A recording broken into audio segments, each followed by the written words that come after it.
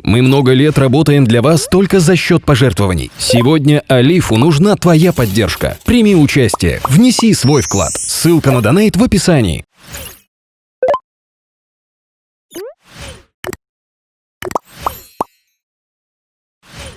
Крым занимает особое место в русской литературе. За вдохновением сюда приезжали Анна Ахматова, Александр Куприн, Максимилиан Волошин.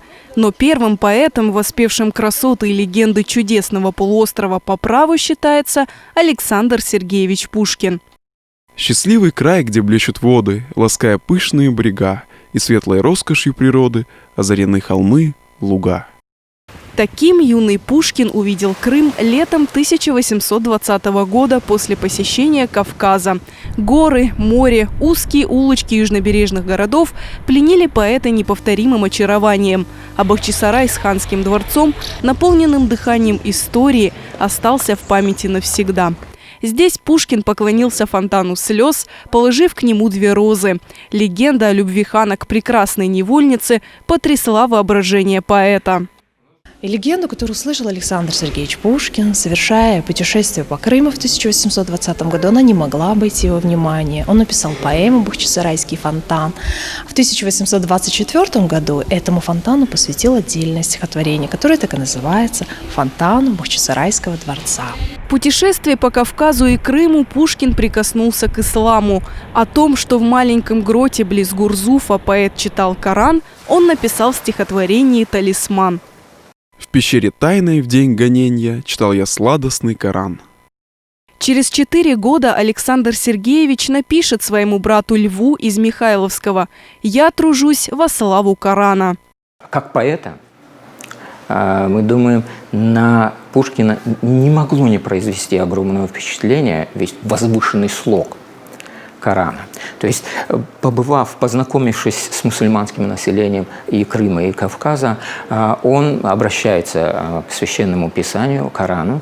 Известно даже, что у него был под рукой Коран перевода 1790 года, перевод Веревкина.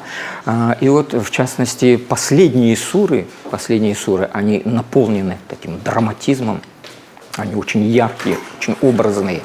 И, видимо, оказали на Пушкина, на тот момент ему было 21-22 года. Такое большое впечатление.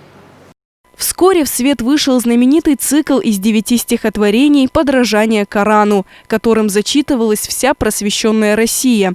В нем Пушкин под влиянием сур священной книги «Заря», «Звезда», «Утро», «Преграды», «Покаяние», «Развлечение», «Поклон», «Каф», «Железо», «Хадж», «Семейство Имрана» великолепным поэтическим слогом передает нравственные заповеди Корана.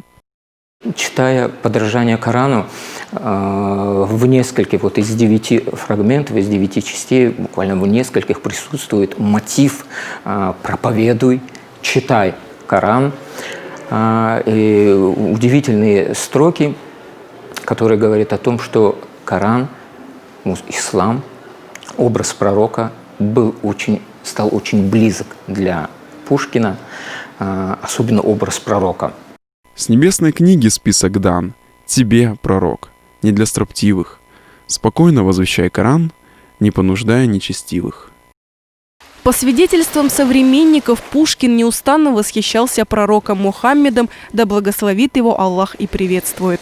Зарина Ваапова, Нариман Чубаров из Республики Крым.